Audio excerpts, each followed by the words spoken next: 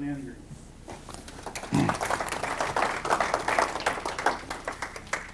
Thank you, Zach. Yep, thank you, Mike. Good afternoon. I almost said morning because that's when I've been rehearsing this, so I've been practicing on good morning and about screwed up there. Again, I'm Mike Mang, as Zach said, and I'm Vice President with the company.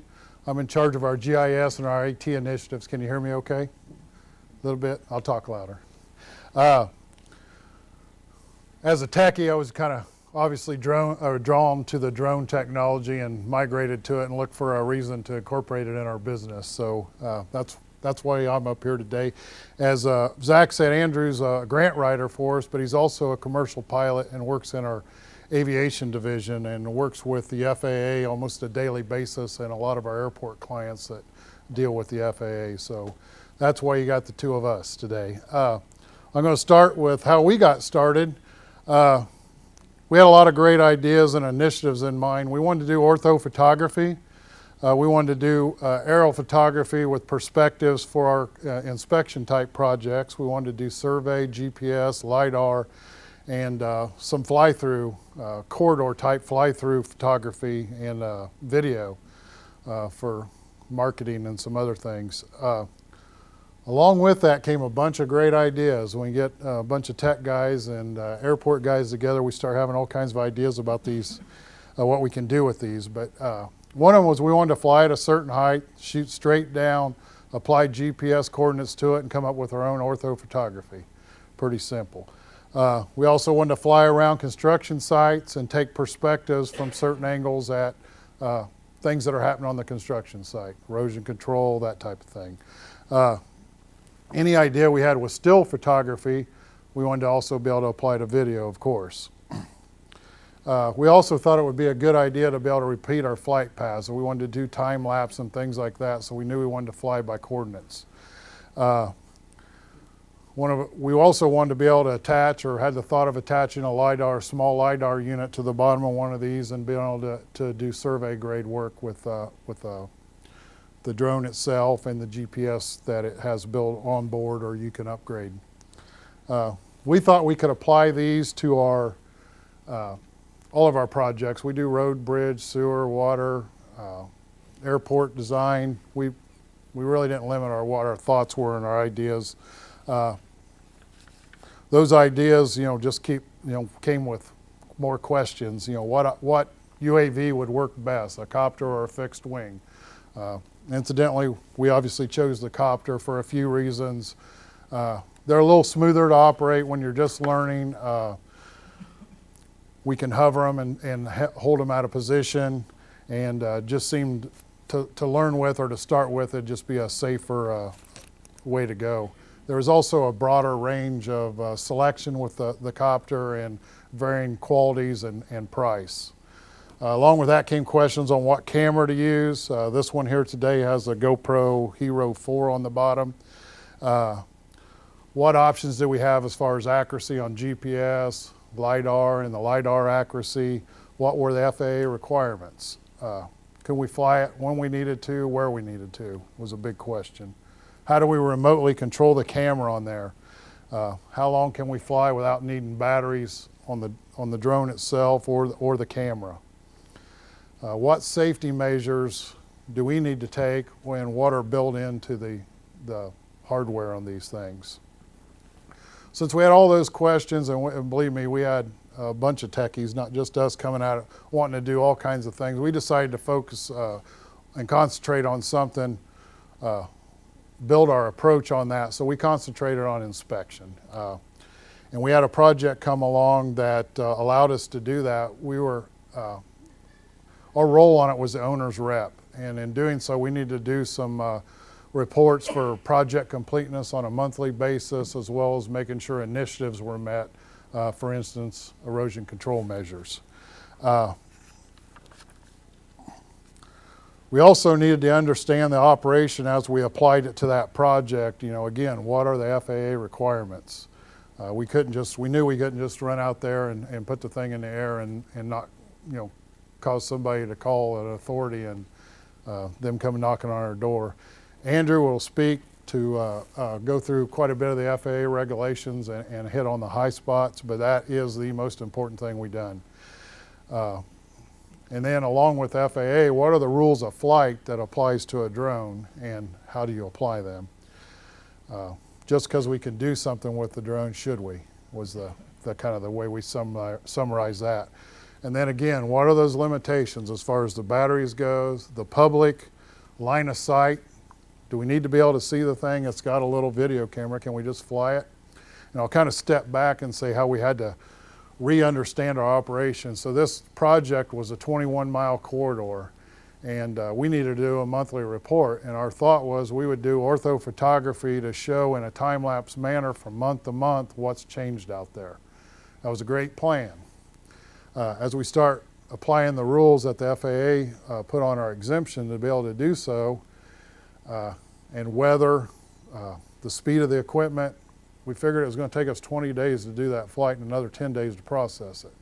Well, that's not going to give us a very good time lapse if it takes 20 days to gather it, and it's just like starting and never stopping, and it wasn't going to give us the results. So we had to kind of back up and change our process and what we do. And I do have some slides here at the end on some of our outcomes and finished product on that. And the other part of that is, since we've concentrated on the inspection, how was we going to expand and do those other things like LiDAR and infrared and some things that we had in mind? We didn't want to leave those out while we concentrated on this, and we had lots of inside personnel coming to us wanting us to go do this event or that event or this inspection. And we also, because we're registered with the FAA, our name's out there publicly, and the phone started ringing off the hook. They wanted us to do all kinds of stuff, and just like Steve Jobs said, sometimes you got to say no to great ideas, and we had to say no a lot. And most of the information we were saying no was because Andrew and I had the knowledge in our head of why we couldn't do these things. So we stopped and created a focus group internally so we could get more people involved in what the process was and how we could use this thing and operate. Real quick, and I'll turn it over to Andrew. Our group was comprised of 4 surveyors, a land surveyor, a property surveyor who worked with right-of-ways, easements, and legal documents, and another guy that was a GPS and height modernization specialist who also doubled as our digital camera and photography expert that was in his wheelhouse, and he was very knowledgeable. Myself as an administrator, I kind of ran the group, took our progress back to our board of directors and let them know what was going on, and for the beginning, to stymie all the fights, I decided what we was going to buy to begin with and got it in-house. And of course, there's a lot of software that goes with the processing and those type of things.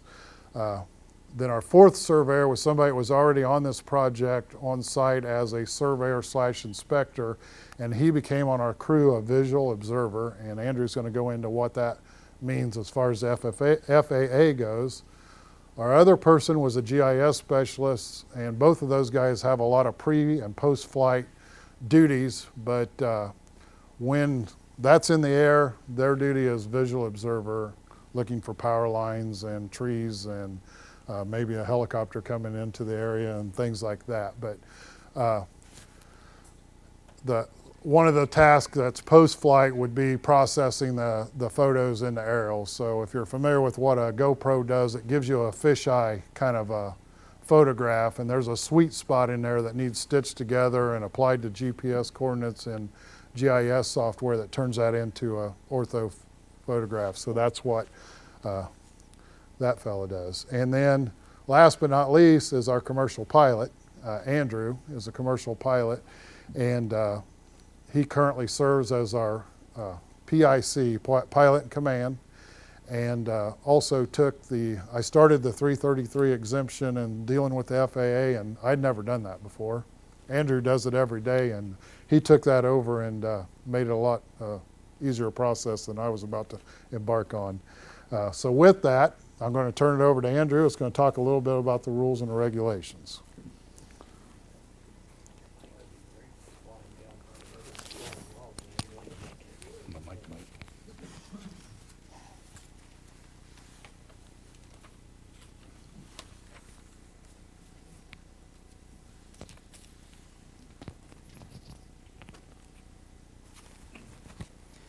So I was trying to figure out a joke to start this off, but I don't know any, so that was halfway.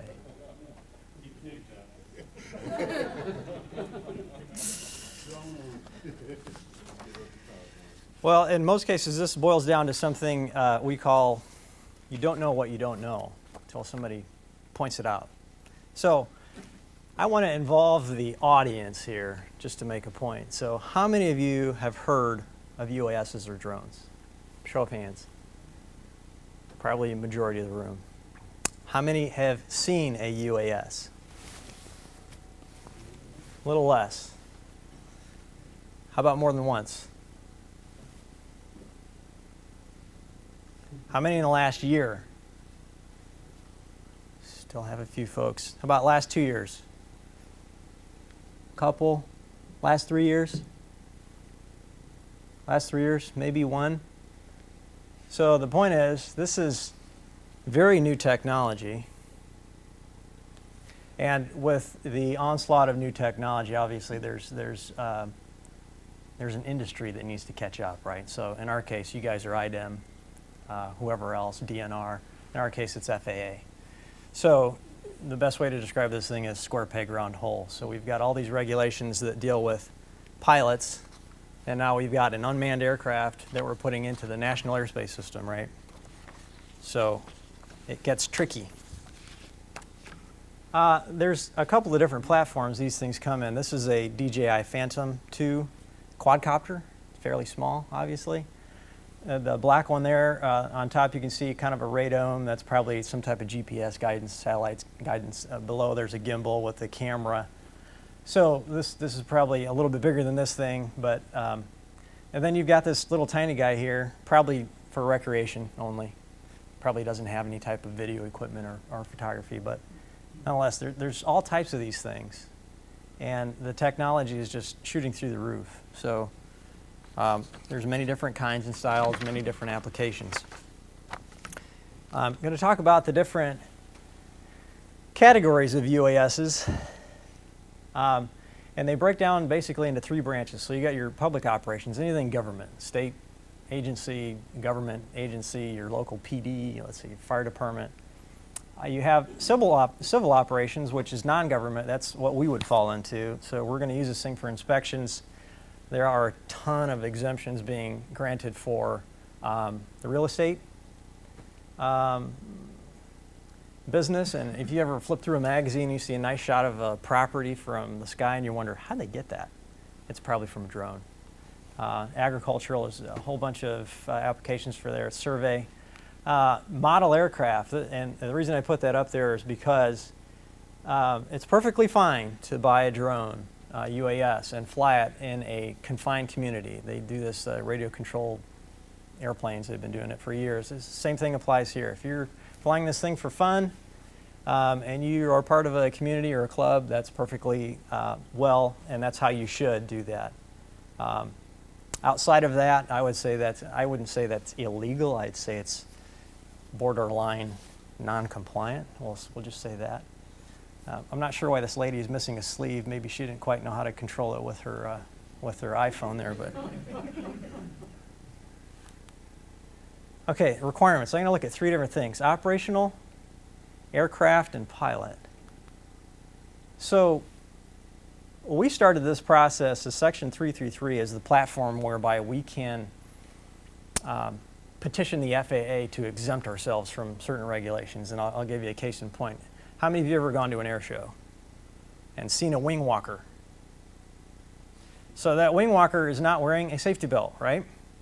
They're out on the wing, but the regulations say you have to wear a safety belt in order to fly an aircraft. They have an exemption that exempts them from the FARs that allows them to do that. So in our case, there's a ton of regulations that apply to manned aircraft that don't apply to unmanned aircraft. And so we went through this process. Mike is the holder of this exemption. And it took quite a long time. So the FAA says, give us 60 days to approve this thing. And it actually took 96 days. And we were about the 275th exemption. Right now there's about 1,500, and it's like the front of a bell curve, if you can imagine it. Their approval process has gotten a lot faster. So they're reacting to the industry. Certificate of authorization is a piece of paper that you hold from the administrator that says you can fly in this certain specific area, but you can't do X. So when we got our exemption, we got with it a certificate of authorization that's called a blanket COA, and that allows us to fly anywhere in an unpopulated area away from airports up to 200 feet. But there's also a separate COA that we had to go after because we were kind of within this ring of an airport. So we had to apply for a separate COA, and that's called a specific COA. And drill down even further, because this airport was a controlled airport, we also have to have a letter of agreement with the controlling agency for that Class Delta airspace, roughly 4 miles out, up to 3,000 feet. They control that, so we have to be in communication with them. And that's let's see how long it took us. It took 101 days to get through that. The COA, the blanket COA, they said give us 15 days. It actually took 78 days. So you can see how things stack up. There's all these dominoes. And in the case of these approvals, you can't apply for a COA unless you have a Section 333 exemption number and a tail number. You cannot file for a COA. Notice to Airmen is simply a way to disseminate information to the general flying public. So if we were to have a flying day, we would issue a NOTAM, and that would advise all the pilots that are flying that day that, hey, there's this unmanned aircraft that's flying up to a certain height during these periods of time.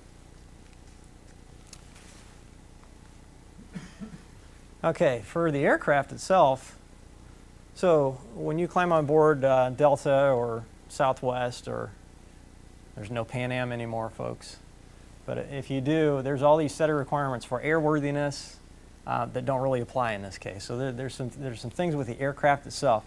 Now, the aircraft definition is fairly loose. It's any contrivance whereby you can fly through the air. So obviously this does that. So they consider it an aircraft. It's got to have a tail number. Now you can see here on the drone, I don't know if you can, I'm going to pick it up, Mike. I hope I don't drop it. You can see it's got a tail number. Starts with an N. It's just like any other aircraft. If you go to FAA.gov and you type in that number, the company name will come up. But the problem is there's marking requirements for aircraft, and it has to be a certain height and certain lettering. So we had to get an exemption to mark our aircraft. Because, you know, common sense prevails here. You can't have a tail number this big on a plane that's that small. So we settled on an exemption from that, and as tall as practicable is what it says, but minimum 1-inch lettering, so that's what it is. It's got to be airworthy. It doesn't fall in the same category as a manned aircraft for obvious reasons. We're not as intensely protecting life and property, right? This is an unmanned aircraft, so it doesn't have the same protections, but still has to be airworthy in order to fly. We're not going to take this thing up if we don't feel it's airworthy for obvious reasons. It's got to have a logbook. We keep track of the time. It's got to be maintained. If there's an issue with it, we break a prop. Somebody puts a new prop on. Somebody's got to say, yeah, it's safe for flight. So return to service documents and so forth. The last one, capable of lost link autonomy. Kind of the way they've met the industry, the agencies have met the industry in this thing is you need to have a way of this thing, if it loses communication for whatever reason, it's got to be able to land safely somewhere. So it's got this lost link autonomy, which there's a series of steps you do. It grabs some satellites. It knows where home is, that home is where it took off from. If for some reason and we actually practice this, we turn off the transmitter. We have to go through the practicing for training purposes. So we turn off the transmitter, it stops what it's doing, goes up to about 200 feet, finds itself, twists around, flashes a couple times. There's some cool LEDs under there. By the way, any of the YouTube videos that are like UFO sightings? No, they're UASs like this because they have LEDs underneath and they zip around and people video them and say, here's a UFO. And find its way back to home, right above home, and it'll land itself very slowly. The whole time our transmitter isn't transmitting anything, so it's kind of a built-in safety feature that allows it to return. And it also has, beyond that, additional safety features. If the battery life gets below a certain point, it'll do certain things. If the battery life goes beyond that, it'll do certain things. So it's an interesting complexity, and it's an interesting platform. Okay, so lost link. Now the pilot here. When we first started this, the regulations, they were kind of taking the stance, if you're going to fly one of these in the air, because we don't really own the airspace above our homes, that's all National Airspace System, and beyond that, on 9/11 we found out that who's in charge of that?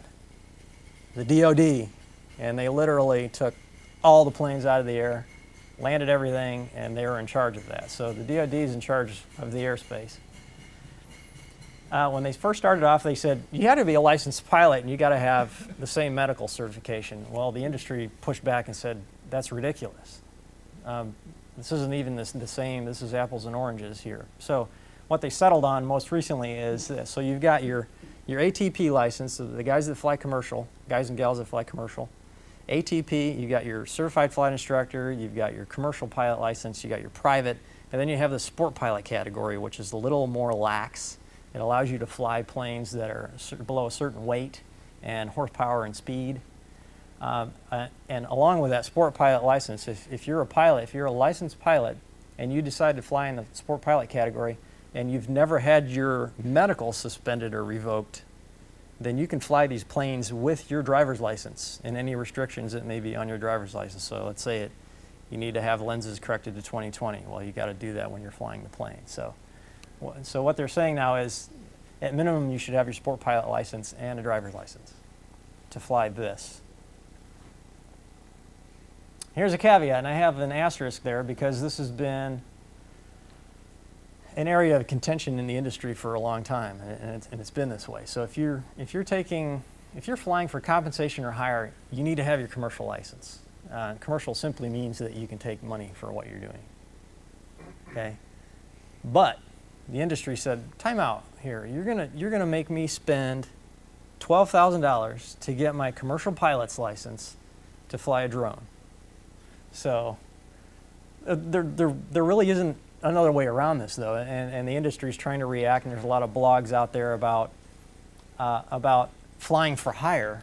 You know, you could probably there may be guys out there that are advertising, I'll fly my drone for you and I'll take pictures of your event for $500. Well, they probably don't have their commercial license, but we decided to approach this as, hey, we're not going to take any chances on this. If we're taking compensation or hire, we're going to have somebody with a commercial license and a second-class medical, which is the second tier of medical certification, to fly this thing. Then the last item is minimum time and type. I would imagine that you would want to get on a plane with a pilot that had some experience in the plane. So same thing with this. We don't want folks out there flying above people's heads with no experience. So, okay, so as of maybe 3 weeks ago, these are the current rules for UAS operations. Fly below 200 feet. UAS, and now there's like a subcategory that this falls in called small UAS, small unmanned aircraft system. But generally speaking, a lot of these fit it within this category. So less than 55 pounds, less than 100 miles an hour. You got to fly during daylight, and what we call visual flight rules, VFR, which is 1,000-foot ceiling, which is from the surface, if you measure from the surface to the lowest layer of obscuring phenomena, which we call clouds. You got to have 1,000 feet and 3 miles visibility. This is kind of what Mike was talking about. Must operate the UAS by visual line of sight. There's no other way, right? There's no other allowance. And so even though we have a display here, we can actually fly this thing just by looking at the display. But they're saying you can't fly it like that. You still have to have a visual observer, and you can't let it out of your sight, because this thing has a range of about 1,000 meters, I think. So it can fly 1,000 meters. That's more than half a mile. And my guess is you're going to lose it after about 250 meters. So they're saying you can't send it out someplace without seeing it and sending it back. And just by experience, yeah, you can't use goggles or any type of binocular or anything like that. So a visual observer can be within communication of the PIC and can kind of help judge distances, power lines, treetops, et cetera, et cetera. Stay 500 feet from non-participants. My first experience with a drone was about a year ago. I'm at a church event. It's like a community event with all of us out in the parking lot, and I see people pointing up, and I look up, and there's a drone above our heads. The second one was 4th of July. We're watching the fireworks with our family and see this drone pop up there. Open air assembly of people. Obviously, they're non-participants, right? So if that thing drops out of the sky, guess what? Okay, so that's where that rule came from. You must remain 5 miles from an airport with a control tower, 3 miles from an airport without a tower that has an instrument approach, 2 miles from an airport with neither, and then 2 miles from a heliport. I've got a visual I'll show you on that. Concerns. So the FAA had this notice of proposed rulemaking where you could comment on various things, and a lot of industry groups got involved. That comment period's closed. They're coming up with regulations to hopefully better address some of these requirements that we've been arguing about. Integration into the national airspace system is still a problem. Safety, aircraft separation. They actually started publishing the pilot reports of drones, and it's shocking to know that these things are up at 3,000 to 6,000 feet sometimes, and they're close enough to aircraft that the pilots can pick out how many rotors it has and what color it is. You're pretty darn close if it's that small. So, like I said, it's a case of you don't know what you don't know. Folks will buy this thing off Amazon and they'll zip it up anywhere. So, as a pilot, I will say this: as a pilot, I would rather take on a drone, a 3-pound drone, than a 20-pound goose, for sure. So if I had my druthers, I'd rather run into that. Some other concerns, maybe flyaways. What happens if it doesn't have the autonomous, or let's say the pilot forgets to turn that on to home, let's say it flies away, what happens? Person's property. How many of you guys saw the thing about the guy in Kentucky that shot the drone down? Yeah. So it's a good conversation there. According to him. Now, see, you can fly this thing yards, hundreds of yards away from a home and have the technology with a camera to be able to zoom in and see whatever you want. So if it's over his house, I don't blame him. Proliferation. So imagine, if you will, Amazon.com and all of the deliveries they make. Let's say somebody orders their yoga pants, but there's a Bubba across town that wants a pizza, and 2 drones are flying, and I never got my yoga pants, and I'm super hungry, I never got my pizza. Well, the drones crashed. Imagine, if you will, 5-10 years down the road when the drones have their own technology to separate themselves and they're delivering stuff for you. Imagine what that would look like in the first 50 to 100 feet, things zipping around. We're right around the corner.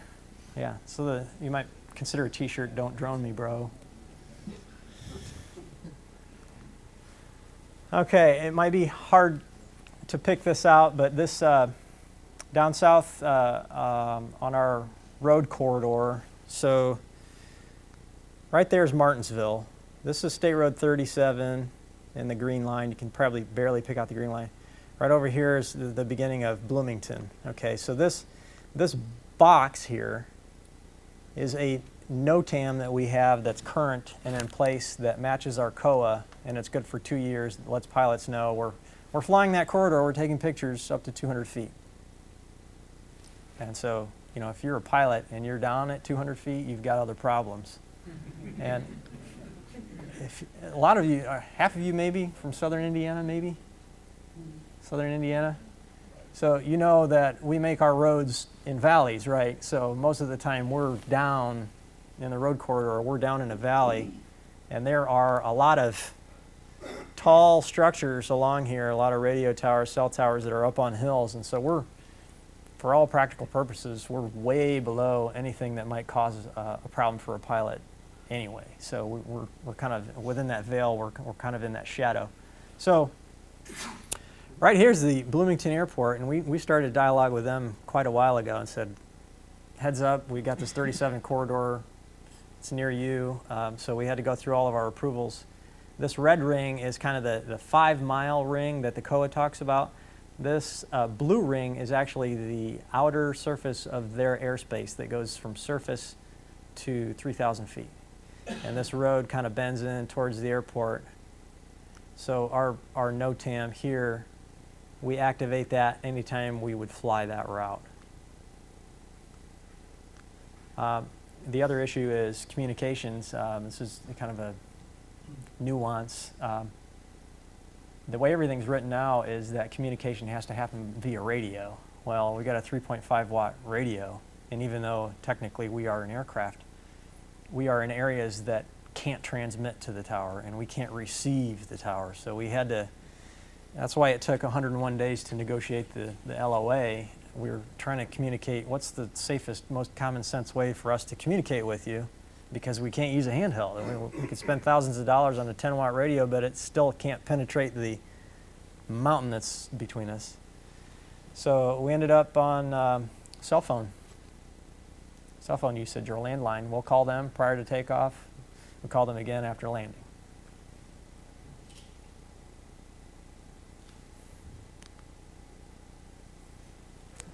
Questions? Yeah, I've got one over there.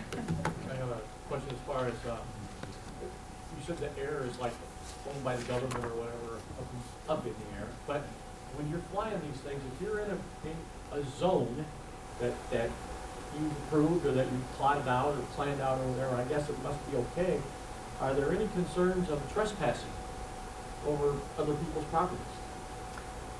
Yeah, actually, in one of the blogs I read, there's actually technology that the manufacturers are considering implementing in here, and you as a public citizen can go on a website and create your own no-fly zone. And they take those lat long numbers and they put it in their database, and you get your drone with these Swiss cheese holes missing so it can't penetrate those areas. Well, I would assume if you've not done that, they could fly a drone over your house. Sure. But if you have done it, they can't. Right. The whole thing is still in process, though, too. Yeah. You know. You talked about your project was like 20 miles, something like that. How can you have to follow that line of sight rule? So are you, as the operator, are you taking a truck and then, stationing for half a mile or quarter mile until it gets out of sight, and then driving up, meeting the drone, and that kind of how that works? Or? Exactly. We have what we call those base station or base point locations, and if you think about a bridge or a ramp system, we'll set up once and do that. Basically, you can do that ramp system, then we've got to move on down the road. Okay. But yeah, that's why we couldn't do the 21 miles in a day. Because that line of sight, and Andrew can speak to this too, but that thing gets 400 foot away from you, being white in the sky, it's hard to see. Yeah. So the balance of the route, so we'll take a perspective, and we're within, let's say, 200 feet of the bridge, spinning around, taking pictures. The balance of the corridor I actually fly with a manned aircraft, and we mount a GoPro on the strut, and it takes a picture every half second. So we're flying it. We slow it down, but we fly the route up and down, and then they've got software that stitches everything together. So this last time we flew, we had 2,600 images, and it took the software how many hours to stitch? 4 to 8 hours. 4 to 8 hours. So they dump all these pictures in there that are high res, and it stitches everything together. So we got a nice line on the balance of the route. Yes. So are you saying, like Farmer Fred, if he got a drone, he had to go through all this, pilot, sports pilot license and all that other stuff? So the people that don't have it, they're in violation? Farmers are exempt.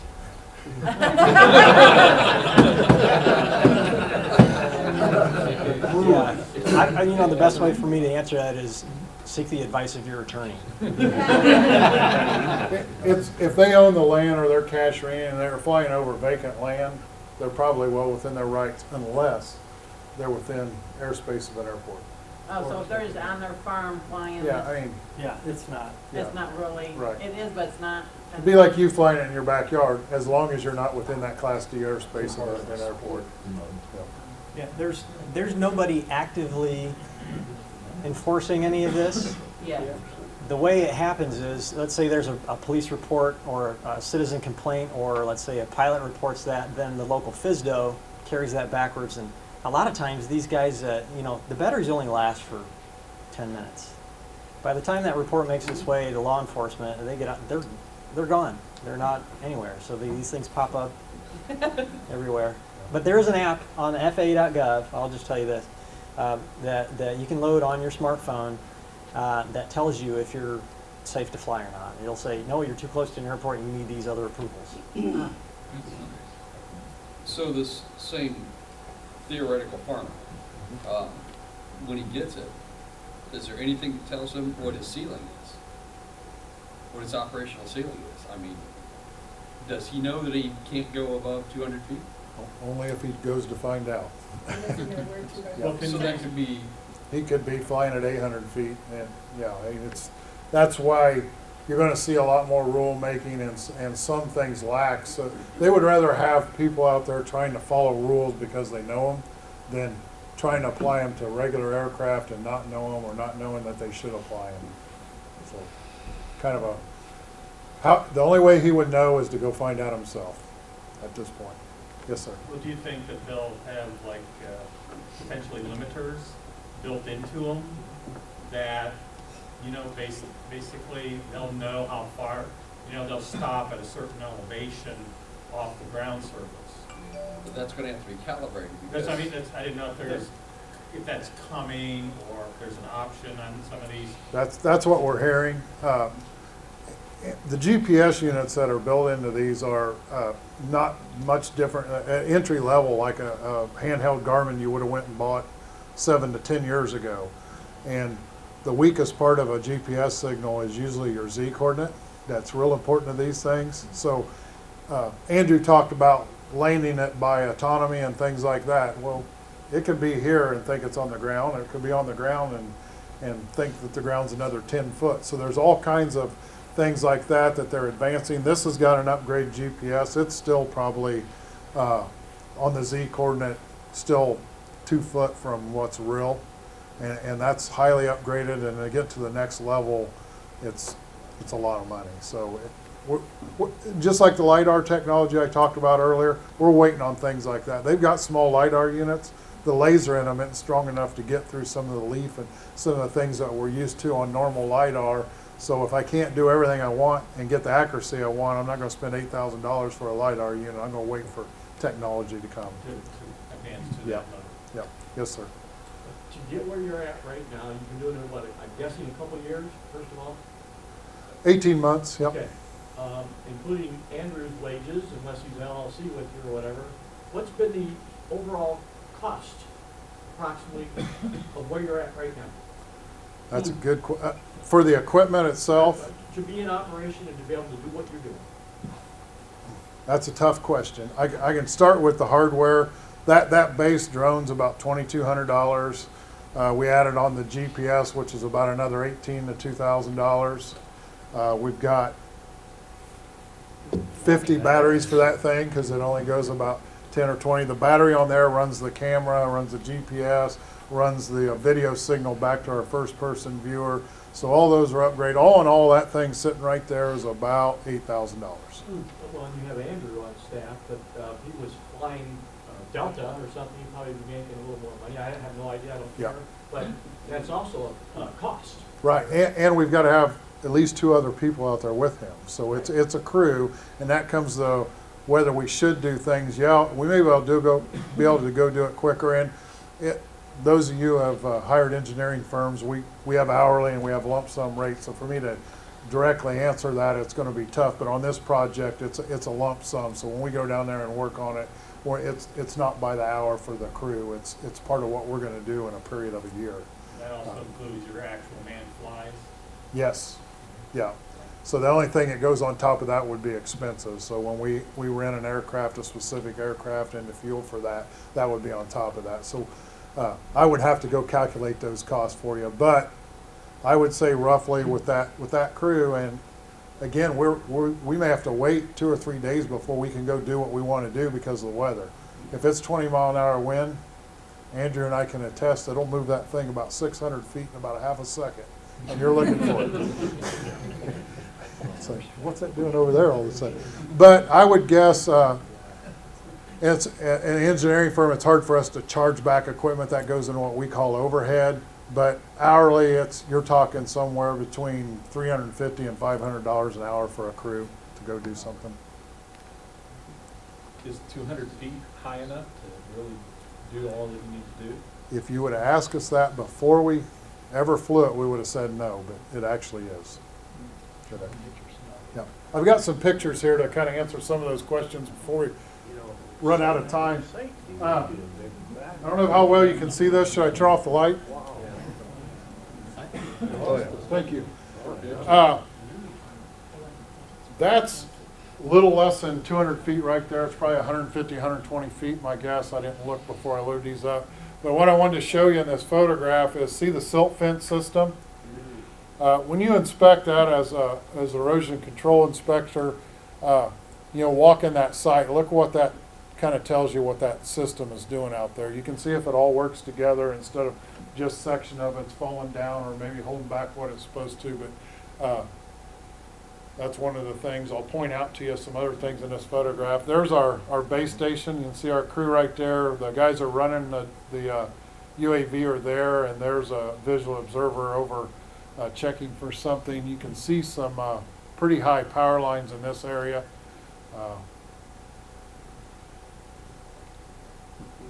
I like this picture because it's got a bunch of undisturbed or disturbed earth, and you can't see a lot of measures from this angle, but we did get a pretty cool picture of a karst.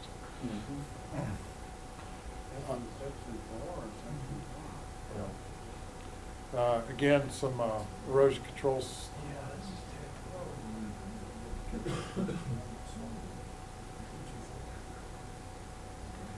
Same intersection. So what I should have done, it would have been real nice to show you, is from back about January, I believe these are the May or June pictures, this same intersection. So even on these perspective photographs, we're taking those repeatedly from the same section. So in our report to this project owner, we can show them that progress along with a lot of other measures. Are you going to just send those drone photos to the regulator type folks out now? We can. We can. We can't include them in our reports, our inspection reports. He's been working on this. Oh, has I it? mean, I have to drive down there and inspect it though. I can give you a phone number of a guy to talk to. Although it'll take my vehicle away. There's some erosion that was happening because of construction that they were trying to stabilize real quick.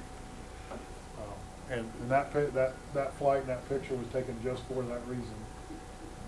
And again, if you was down there on the ground, boots on the ground taking pictures, you'd have 5 or 10 pictures trying to show what this one does. Different angle. There's our friendly power lines. Another section, and Doug, you can probably talk to more about what they've done here. or what they didn't do. Not And what they didn't do. Yeah.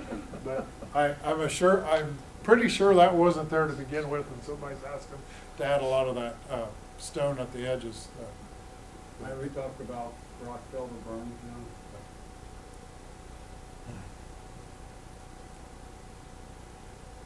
And that's probably pretty close to about 200 feet straight up ortho. As you can see with the fisheye of that lens, the sweet spot on this photograph's, probably the middle 20–25%, and that's what gets cropped out and it's stitched with the next one and the next one. Straight down on some power lines, some more erosion control. There's our crew up there.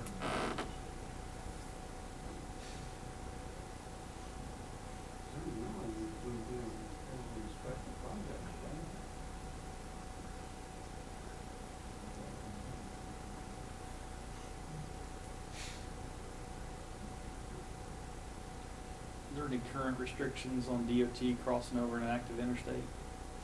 Us, Andrew can probably quote the rule, but what we're banking this on is the vehicles are protected, the construction workers out there have safety equipment and hard hats on, so we are crossing the road. There would be instances where we weren't. We try to have our crew and Andrew's there, make sure that we're not flying over convertibles and motorcycles and things like that, so. If there's a way we can mitigate that, and we've included some of those, and that is, instead of crossing a road, let's take this half on this side of the road, we'll go back down, take a stage, Yeah. take it on this side, but, yeah, it's, there's kind of a gray area there, with non-participants, but it does say, the way it's written is that if they're in some type of barrier, which you could presume the car's a barrier, you know, obviously the issue there is some liability if it fell out of the sky into somebody's windshield, so. We're certainly not hovering over the roadway. You can see we get on one side or the other.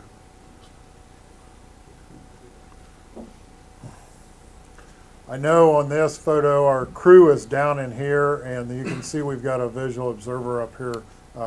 They get up there and watch those power lines pretty closely. Have you ever crashed one? No. If we was to crash it and damage it, like Andrew said, we'd have to file a report just like we were crashing a plane, and then it has to be made, certified to be worthy again. Now, we've broke propellers and some things like that. We just log it. We carry 4 or 8 with them in there, and we just log that fact. But the biggest thing is we've had some hard landings. Again, the GPS, it can be off a couple feet, and we try to send it home and let it land on its own. When it gets about, eye level, we take over and try to softly land it. But it's pretty durable piece of plastic, actually. You encountered any feathered friends in here, is that thing? No, not that I know of, not that I've been told. Andrew, you heard anything? Probably some. They're not Yeah. sure what it is. Yeah. Have you seen that video of the monkey swatting the one down at the zoo? Have you seen that on YouTube? Look up monkey swatting a UAF.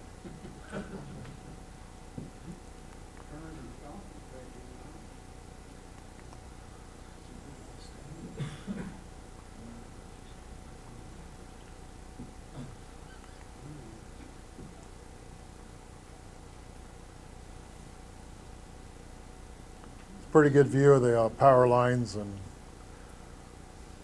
we're well over them at that point.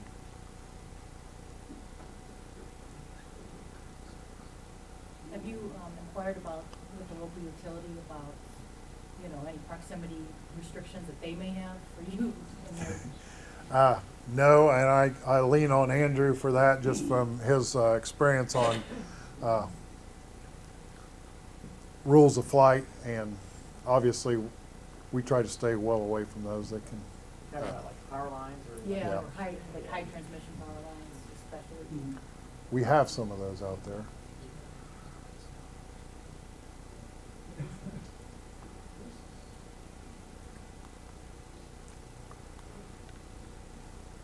That's what I had. Any more questions? That's motivated. It's like, yeah. I am. I make my money on it. Jeremy. Where are you experiencing your best efficiencies by implementing this? I'll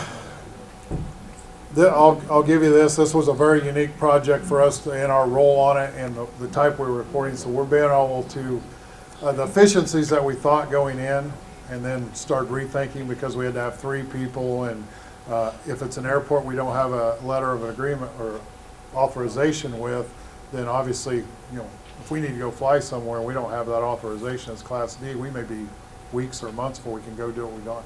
The efficiencies that we found as a byproduct and getting into this are the magnitude of these photographs and what they can show as a whole, and we can see systems out there that work together.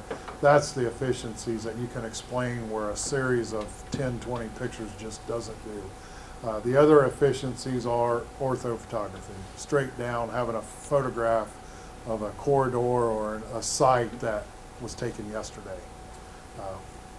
And those are, you know, we couldn't do that before, unless we, on this project, before we endeavored to do this, we priced out air mapping, we priced out dial up and order satellite imagery, and then we ran some numbers on this. And we decided to throw that in the overhead and whatever we needed to do, and we have control of the process, and that's probably the efficiencies on this one that we've seen. You have anything to add to that? Anybody else? Insurance maybe? Oh, yes, there is. Insurance is kind of hard to come by on these, but you can Google it. There's a few companies out there that do it, and our liability insurance at the office, they worked with a firm and got us insurance on that. So we don't insure the device itself. We can replace that. And, it's those catastrophic things if we was to cause an accident or run into an airplane or something like that, or high tension wire, things like that. Yes, sir. What software do you use to process it? How much? I knew somebody would ask me, and I forgot to look. If you give me, I'll let you know. I cannot think of it. I was sitting out in the hall, and like, what is that software? Because we looked at a bunch of them. It's when we first started looking at it, I thought it was going to be about $5,000. It ended up being $8,000. It's the way things go in IT. It integrates directly with the SRI, and it'll kind of do some automation, so that's why it went from 5 to 8. So it'll go through and take its best attempt at finding those sweet spots when it starts stitching it together. I'm not going to kid you, there is some manual manipulation that we have to do. The edges, if you want to see one on my iPad, I can show you. The edges are kind of jagged, so where it integrates with, if we lay it over a 2012 Indiana aerial, where it integrates, it'll kind of try to do a best match, and it gets jagged, so we come through and make those lines real clean, some of the manual stuff, but it's Geo something, and I can't think of it, but I can sure let you know. Anyone else? Well, thank you for coming to our seminar. Appreciate it.